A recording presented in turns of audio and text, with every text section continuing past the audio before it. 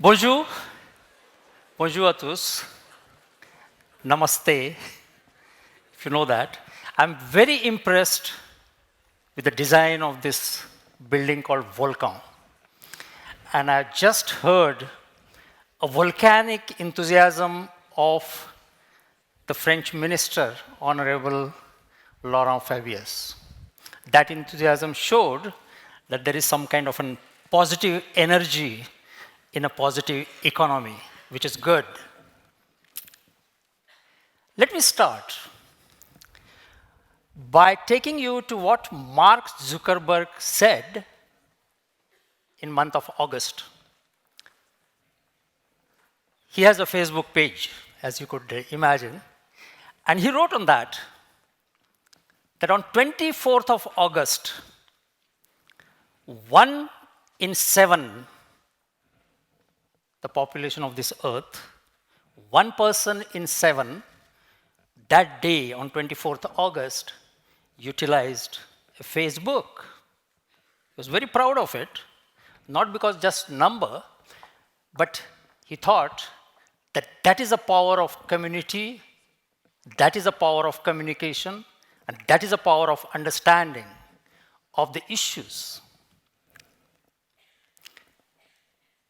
I thought at that time, coming from United Nations Environment Program, that 1 in 7 today in this world, not only on 24th August, but all the time for last so many years, 1 in 7 do not have an access to the clean water, electricity, and a sanitation.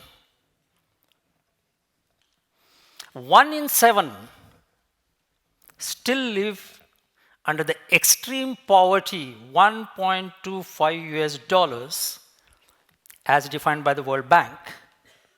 And these are the people who have not contributed to the climate change problem of today. And they are the 1 in 7 are going to get affected most. And remaining 6 of 7 have a varying differential capability of saving themselves from the impact of climate change. I'm not here to tell you about the impacts, the doomsday scenario. I'm also here going to say about the power of community, the power of networking and communication between the communities, which I myself observed during my United Nations career, my village background, and also my experience in a private sector. Let's have some kind of a positive message that 1 in 7 also have the people like Malalas. 1 in 7, we have the people like Satyagrahis, Satyarthas. And 1 in 7, we have people like Abbé Pierres. And these are the people, by communicating with the communities and making them understand and inspire for their action, probably going to get the job done, rather than the person like me who probably comes here to give the speech to you. So that is exactly is my speech about. That is about disrupting the way we are dealing with this problem of climate change. We need a disruptive innovation in negotiations, in taking actions, and changing the course of our thinking about the present and the future.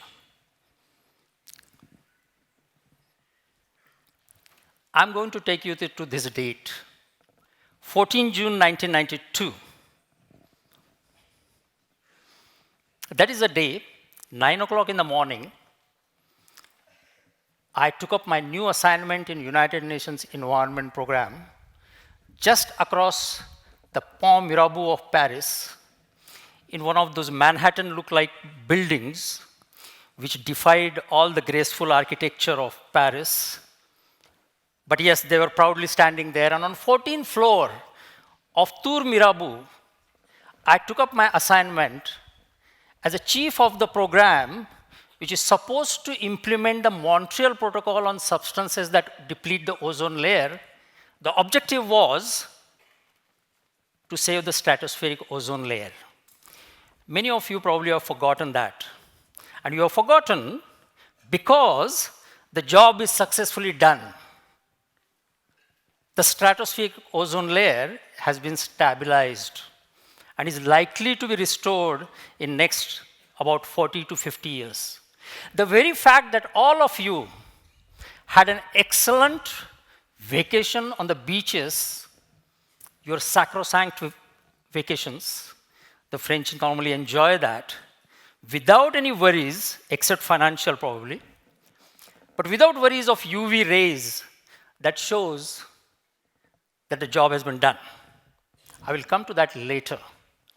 But on 14 June 1992, I'm showing is not only because I assumed the post of Chief of Implementation of the Montreal Protocol in 146 developing countries, but also because that is the date on which the Rio Convention ended. And that Rio Convention of 800 pages of blueprint document on how the man on this earth should act in a 21st century. That's the Agenda 21. That was a blueprint. But along with that 800 pages document of 40 chapters, which dealt in each and every sector what we should be doing in order to save these ecosystems on which we depend, it also embedded in it the 3 conventions. One of them was climate change. It also had a forest principle. So that is the date on which 107 heads of the state, 2,500 government delegations, and about 5,000 strong participants, including media, NGOs, and many people like you, in their attendance, the climate change treaty came up 23 years back.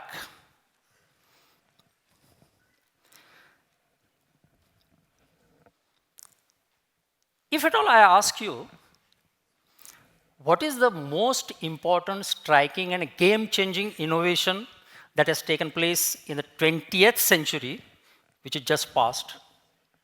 I'm sure many of you will say about aircraft,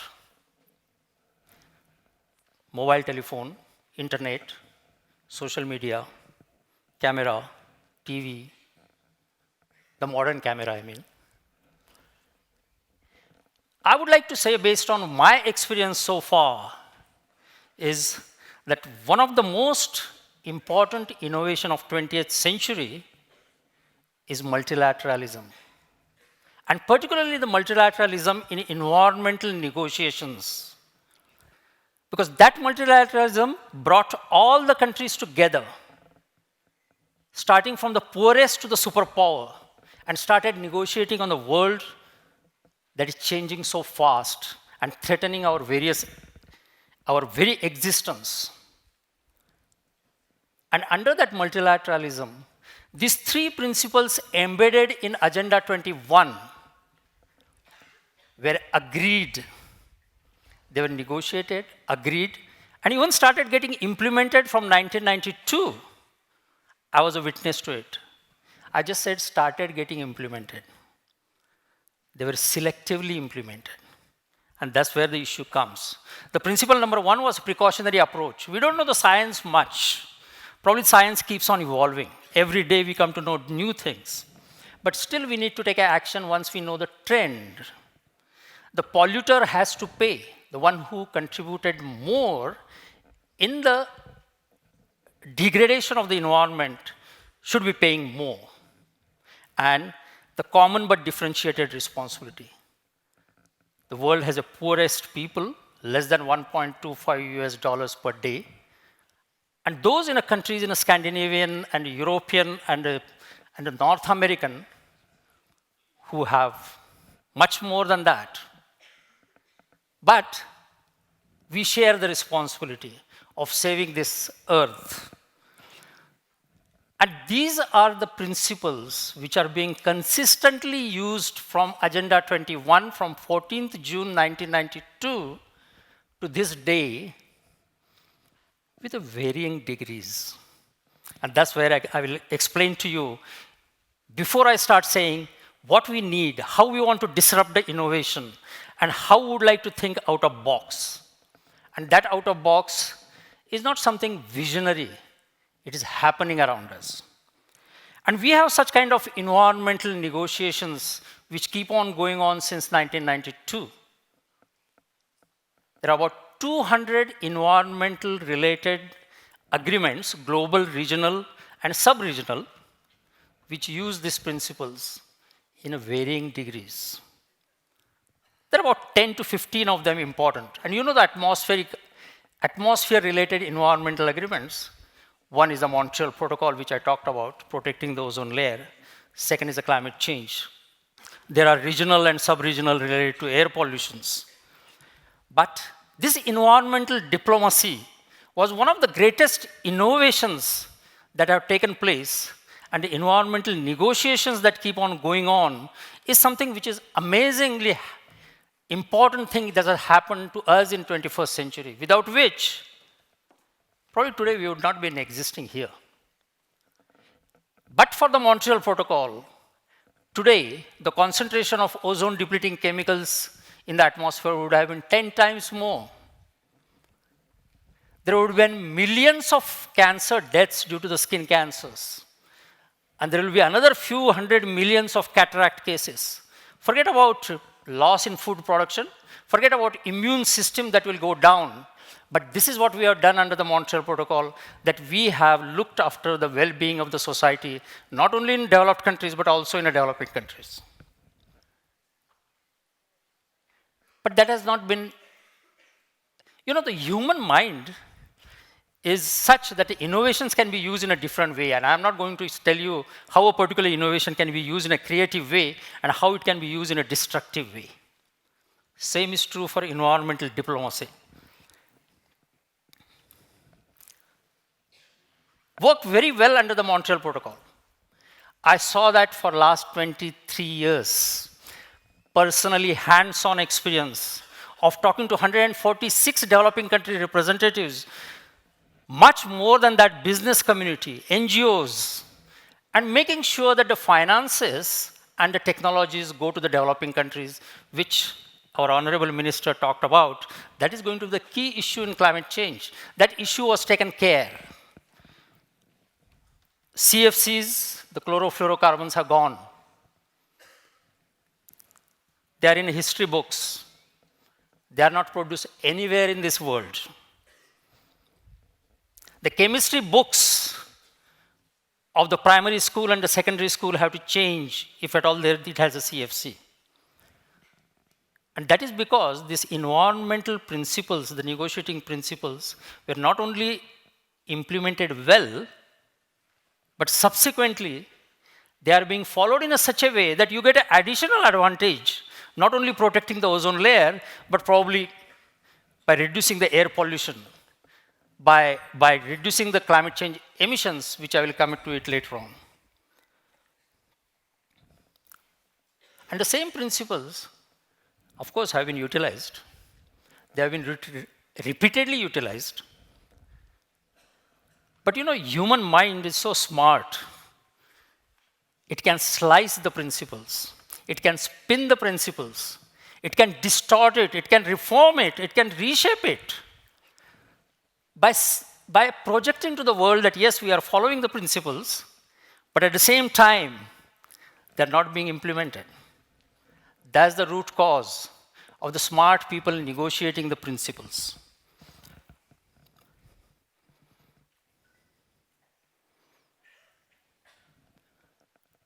Year after year, since 1992, we have been negotiating UNFCCC, United Nations Framework Convention on Climate Change. Then we had a Kyoto Protocol in 1997. I was there. I saw how some of the superpowers projected their image, how many developed countries took the pledge of reducing the emissions by 5%. And today we are here where instead of implementing our pledge of reduction of 5%, we have increased it to 48%.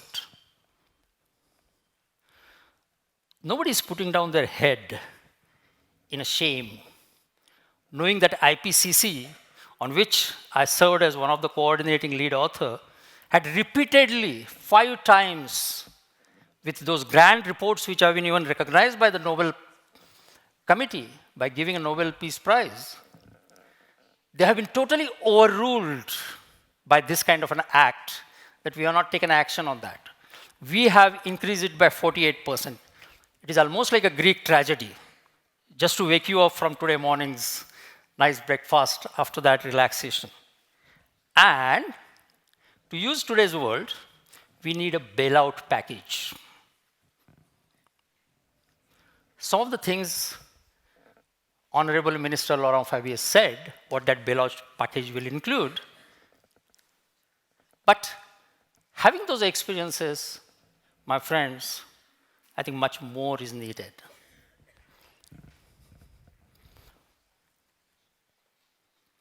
The trouble is, we have been doing it for every year. Same thing, technology, financial assistance to the developing countries, taking care of our own industry. What happens to the fossil fuel industry? What happens to the common man if he's taxed with carbon? What happens to our economy? And we have been talking about it every time. We're not changing it.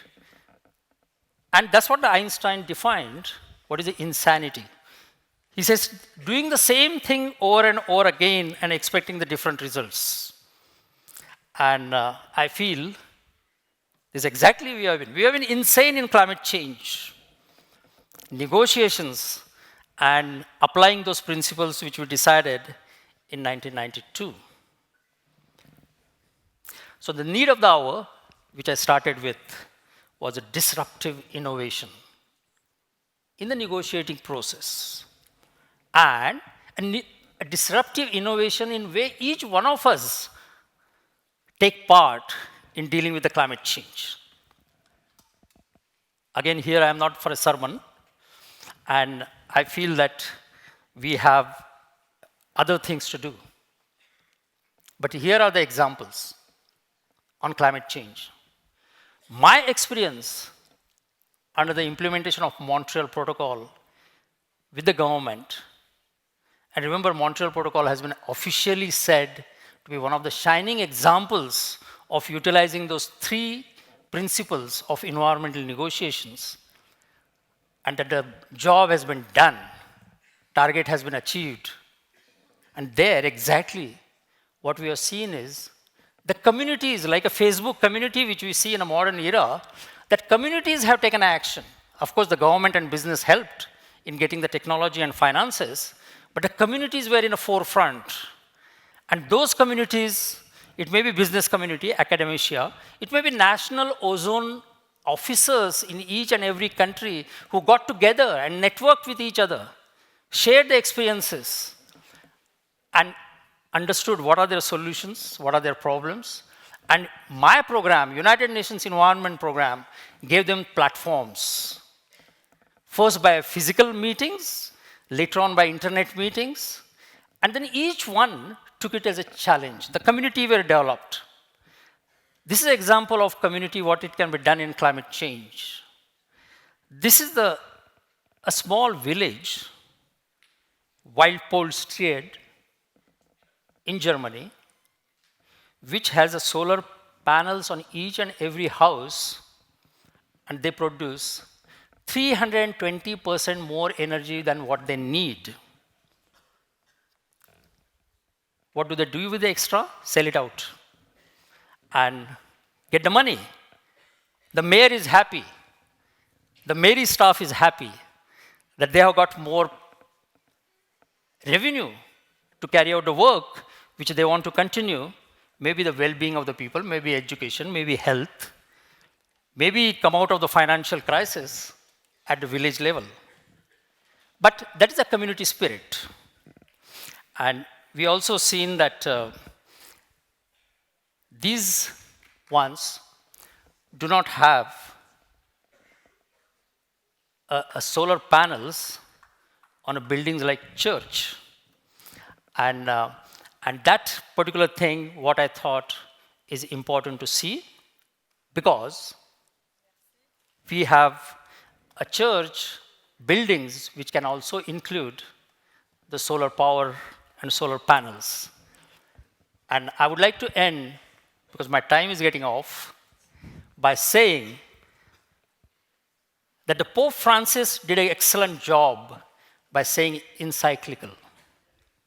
But he stopped short by saying that the world leaders should have come to the confession window to say that they failed in their pledge. And second thing is, he fell short by saying that all churches, wherever they exist, probably also can have a solar panels so that we can produce more energy. Merci. Thank you very much. Merci, Rajendra Shende. Merci.